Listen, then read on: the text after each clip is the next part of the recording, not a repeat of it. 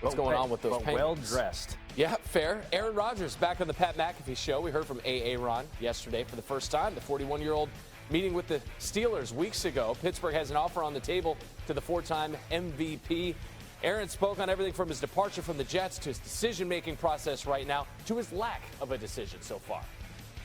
I wasn't, stringing anybody along. I wasn't holding anybody hostage. I was honest from the jump about where I was at mentally and some of the constraints that I have in my life right now that have that warrant my attention. I'm open to anything and attached to nothing. So yeah, retirement still could be a possibility. But right now, my focus has been and will continue to be on my personal life. I told every single one of the teams I talked to, it ain't about the money. I play for 10 M's.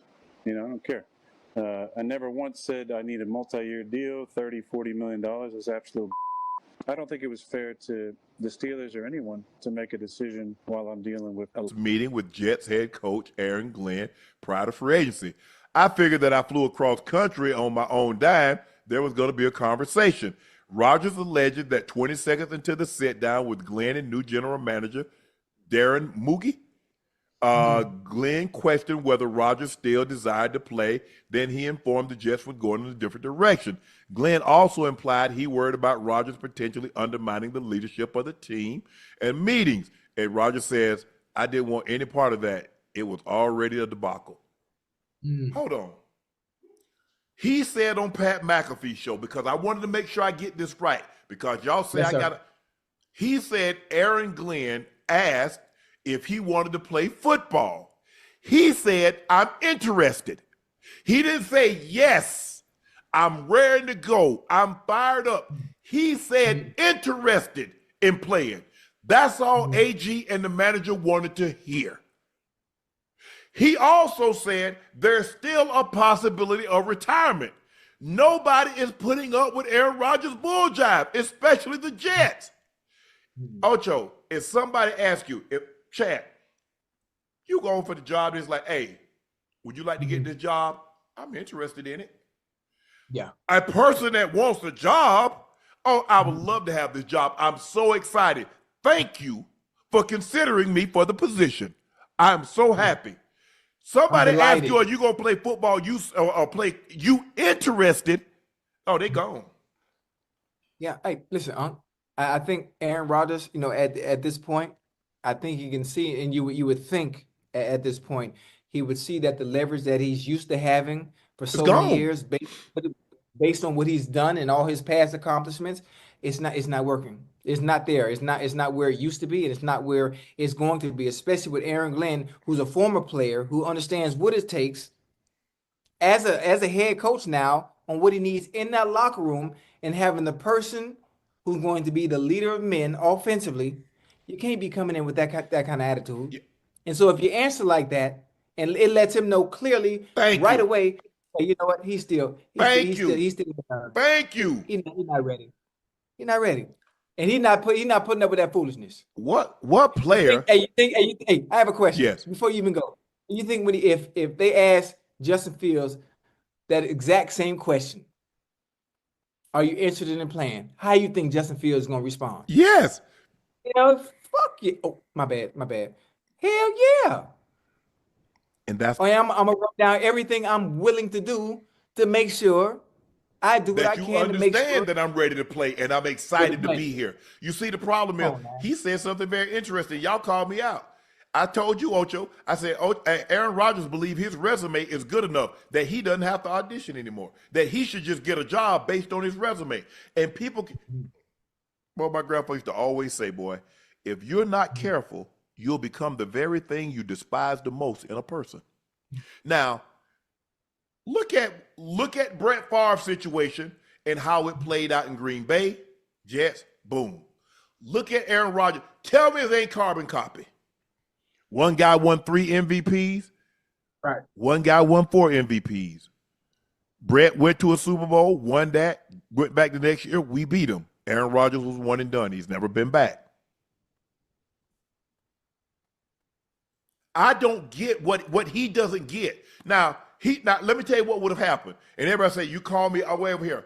Had they told him, you see, Aaron, that's the problem. See, what you fail to realize, they did that before. What did it get them? They flew their ass cross country to come see you. Now, this is what would have happened. Had they called him and tell Aaron Rodgers they're going in a different direction, the first thing he's going to say, they didn't have a common courtesy to come tell me to my face. You see? The one thing, if y'all guys have noticed, Aaron Rodgers is always the victim in his story. You see how quick he flipped that and put it on the Jets? You see how quick he flipped that and put it on Aaron Rodgers? No accountability in this. The way he conducted himself, the way he played, is all the Jets. The Jets were at fault. I did nothing wrong. I'm always a little leery of someone that's always a victim in their story. Ain't nobody else the victim? Ain't nobody else has ever been done wrong in your story. Only you. But can I say one thing about it in chat? I mean, y'all might not believe me, but one thing about a person that's as decorated as him, that has accomplished what he's accomplished, and having that past resume, he's still gonna get an opportunity because of it. Yes. He's still going to get an opportunity. The Steelers still holding out hope. Yeah, because you understand what you get in hopes. Even if it doesn't look like the Aaron Rodgers of Green Bay, we hope we get flashes of what we know you can do. And we know what flashes of Aaron Rodgers is better than absolutely nothing. Because we know, you know what? I don't want to talk about Let me finish. Let me tell you what he said. Aaron also spoke about the hesitation to make a decision on his NFL future. I'm in a different phase of my life. I'm 41 years of age. I'm in a serious relationship. To make a commitment to a team is a big thing, whether you're a first-year player or a 20-year vet. How is it a big thing? You in the Chad? Do y'all hear this man? He says it's a big thing to make a commitment to be on an NFL roster. Either you do or you don't. Look at it. I tell you what. Look at Aaron Donald. Aaron Donald said, "I don't want to train like that no more."